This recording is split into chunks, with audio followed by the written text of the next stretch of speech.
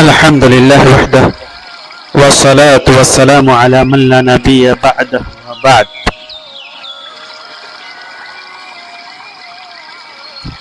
سنن ابن ماجہ کے اندر عائشہ رضی اللہ تعالی عنہا سے مروی ہے، جسے امام احمد نے بھی روایت کیا ہے اور علامہ البانی وغیرہ نے اسے صحیح قرار دیا ہے. فرماتے ہیں کہ اللہ کے رسول صلی اللہ علیہ وسلم نے مجھ سے فرمایا، یا عائشہ ایاک ومحقرات الذنوب، اے عائشہ خود کو چھوٹے چھوٹے گناہوں سے بچاؤ. چھوٹے چھوٹے گناہ جنہیں صغائر کہا جاتا ہے، صغیرہ گناہ جنہیں انسان ہلکا سمجھتا ہے، اور وہ چھوٹے گناہ ایسے ہوتے ہیں کہ آدمی اگر ان کا ارتکاب کر لے تو وہ چھوٹے گناہ نیکیوں سے جڑ جاتے ہیں. جیسا کہ اللہ تبارک و تعالی نے فرمایا، ان الحسنات یذہبن السیئات، حسنات نیکیاں برائیوں کو ختم کر دیتی ہیں. نماز، روزہ، حج، زکوٰۃ، احسان، صدقہ، خیرات اور اس قسم کی دوسری نیکیاں چھوٹے گناہوں کو ختم کر دیتی ہیں. اس کے باوجود اللہ کے رسول صلی اللہ علیہ وسلم نے فرمایا کہ چھوٹے گناہوں سے بچو، کیونکہ ان کا بھی حساب کتاب ہوگا. انسان کے پاس جب نیکیاں ایسی نہیں ہوں گی جو ان گناہوں کو ختم کر دیں، ان گناہوں کے لیے کفارہ بنے، تو پھر ان کا بھی حساب ہوگا. اس وجہ سے اللہ کے رسول صلی اللہ علیہ وسلم نے فرمایا کہ عائشہ چھوٹے گناہوں سے خود کو بچاؤ، فَإِنَّ لَهَا مِنَ اللَّهِ طَالِبًا، کیونکہ اللہ کی طرف سے ان کا بھی مواخذہ ہوگا.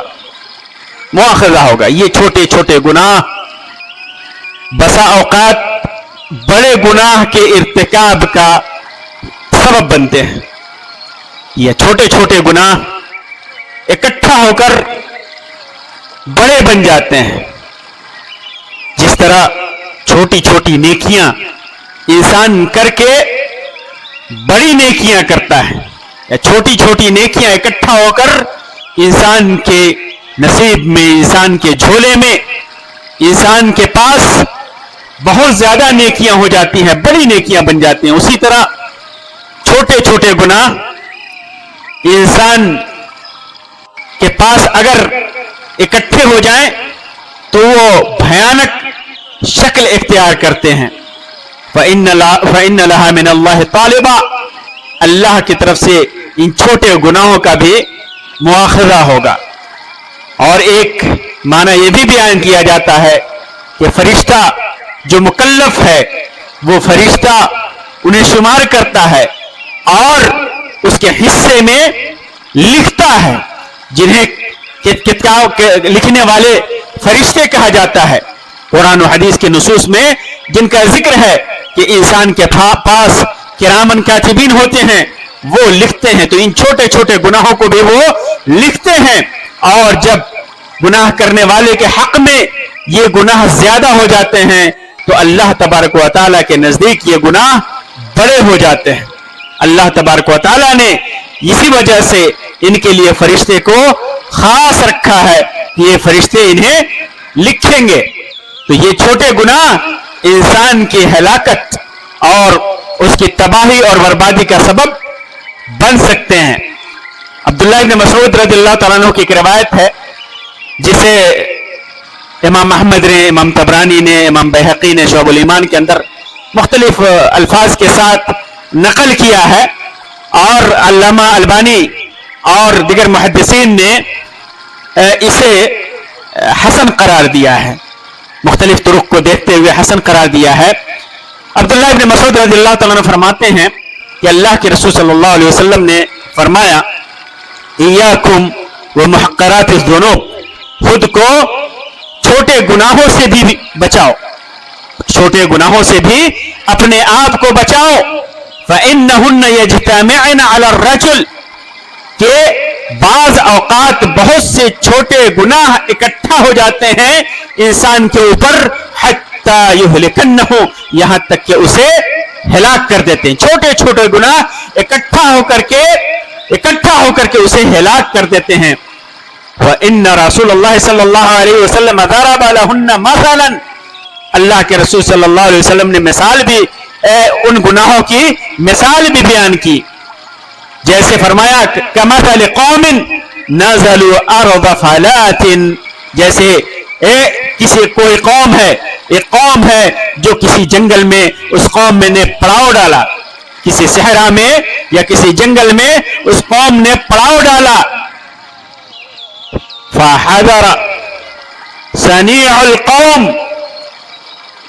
پھر اس کے بعد کھانے کا وقت آیا, فجعل الرجل ينطلق فيجيء بالعود, آدمی جا کر کے ایک لکڑی لے آیا, والرجل يجيء بالعود, دوسرا آدمی جا کر کے دوسری لکڑی لایا, حتى اذا جمعوا سوادا, یہاں تک کہ بہت سی لکڑیاں جمع ہو گئی, لکڑیوں کی ڈھیر ہو گئی.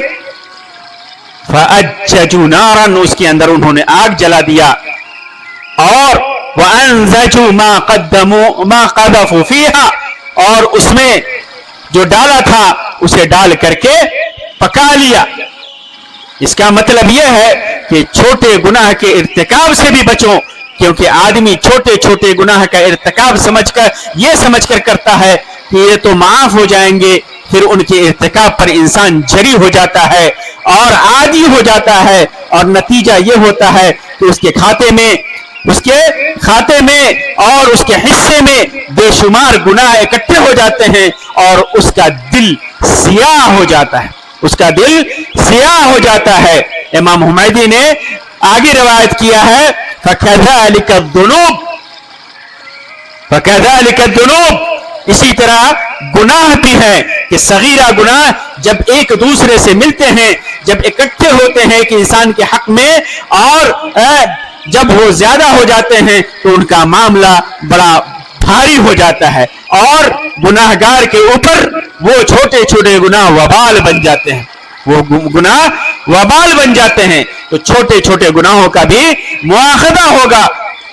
یہ گناہ چھوٹے چھوٹے انسان اگر توبہ کرتا ہے, انسان اگر ان سے بچتا ہے, یا انسان نیکیاں کرتا ہے, تو یہ تو کفارہ, یہ نیکیاں ان گناہوں کے لیے ہیں. لیکن اس کے حصے میں اگر نیکیاں نہیں ہیں, اس نے نیکیاں نہیں کی ہیں, تو یہ چھوٹے چھوٹے گناہ اکٹھا ہو کر کے یہ صاحب گناہ کے لیے وبال بن جاتے ہیں. ان ہلکے اور چھوٹے گناہوں کو ہلکے میں نہیں لینا چاہیے, بلکہ ان سے بچنے کی کوشش کرنی چاہیے, بچنی چاہیے.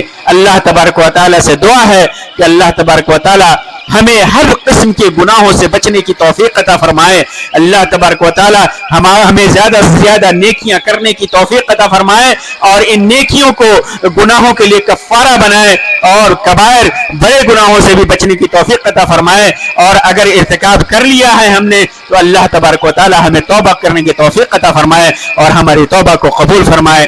آمین رب العالمین. وآخر دعوانا ان الحمد للہ رب العالمین, وصلی اللہ علی خیر خلق وسلم, والسلام علیکم ورحمۃ اللہ وبرکاتہ. الحمد للہ.